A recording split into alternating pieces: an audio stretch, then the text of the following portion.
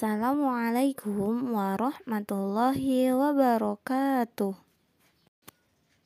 Selamat pagi anak-anak. Bagaimana kabar kalian? Semoga kalian sehat semua ya di rumah.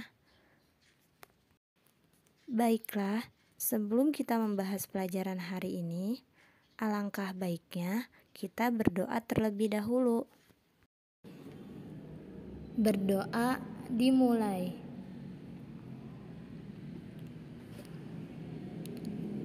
Berdoa selesai. Baiklah, di sini Miss akan menjelaskan pelajaran sejarah kebudayaan Islam tentang silsilah Maulana Malik Ibrahim atau Sunan Gresik. Maulana Malik Ibrahim dikenal dengan beberapa nama, antara lain Maulana Maghribi atau Syekh Maghribi dan Sunan Gresik. Berdasarkan pada silsilah keturunan, ia merupakan keturunan dari Zainul Abidin bin Sayyidina Hasan bin Sayyidina Ali bin Abi Thalib. Ali bin Abi Thalib kalian pasti sudah tahu, beliau adalah menantu dari Nabi Muhammad SAW.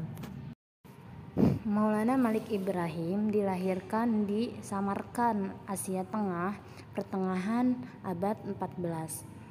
Nah, beliau juga bersaudara dengan Maulana Ishaq, ulama yang sangat terkenal di Samudra Pasai, sekaligus ayah dari salah satu wali Songo, yaitu Sunan Giri.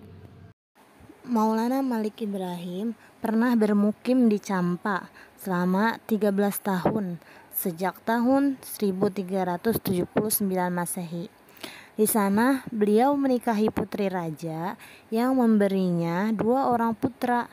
Mereka adalah Raden Rahmat dan Ali Murtado, yang biasa disebut dengan Raden Santri. Dalam inskripsi makamnya, ia wafat pada hari Senin 12 Rabiul Awal 882 Hijriah atau 8 April 1419 Masehi dan berasal dari Kashan atau sebuah tempat di Persia. Maulana Malik Ibrahim berdakwah di Gresik hingga ia wafat pada tahun 1419 Masehi. Makamnya kini berada di Kampung Gapura, Gresik, Jawa Timur.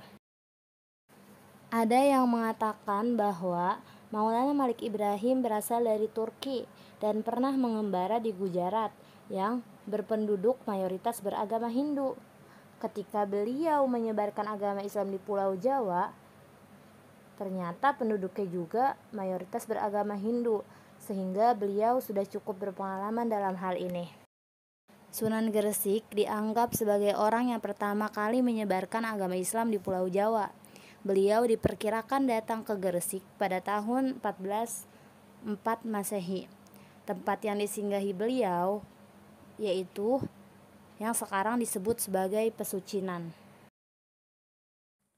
Dalam berdakwah, Maulana Malik Ibrahim melakukan perjuangan, yaitu yang pertama berdakwah dengan berdagang, kedua berdakwah dengan membuka pengobatan gratis, ketiga berdakwah dengan mengajari bercocok tanam, keempat yaitu menyamaratakan status sosial, kelima membangun masjid dan pesantren, dan yang terakhir berupaya mengislamkan Rajapahit.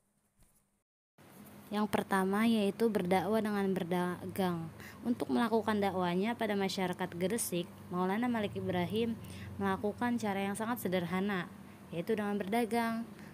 Menurut pendapatnya, berdagang merupakan sarana paling tepat untuk menjalin keakraban dengan masyarakat. Masyarakat harus didekati dengan penuh keakraban agar dapat dikenal dan mudah diberi pemahaman tentang ajaran Islam. Selain andal dalam perdagangan dan pertanian, Sunan Gresik juga cukup mahir dalam pengobatan. Beliau bertindak sebagai tabib dengan izin Allah dan berbekal doa yang diambil dari ayat-ayat Al-Quran serta menggunakan berbagai macam ramuan tradisional Jawa. Beliau terbukti mampu menyembuhkan berbagai macam penyakit.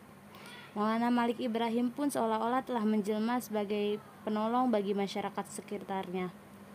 Apalagi beliau tidak pernah memungut biaya dan tidak pernah mau dibayar. Mata mata pencaharian mayoritas masyarakat Gresik pada waktu itu adalah sebagai petani. Akhirnya Maulana Malik Ibrahim memikirkan cara agar pertanian di Gresik menjadi subur dan makmur. Beliau kemudian membuat saluran irigasi untuk mengairi lahan pertanian. Hal ini beliau pelajari dari negeri asalnya. Setelah itu Gresik berubah menjadi daerah yang makmur. Masyarakat pada waktu itu masih menganut sistem sosial atau kasta. Ada kasta rendah dalam kurung miskin dan atas dalam kurung kaya atau bangsawan. Maulana Malik Ibrahim menghapus sistem kata tersebut sesuai ajaran Islam dan akhirnya beliau menyamakan semua kasta.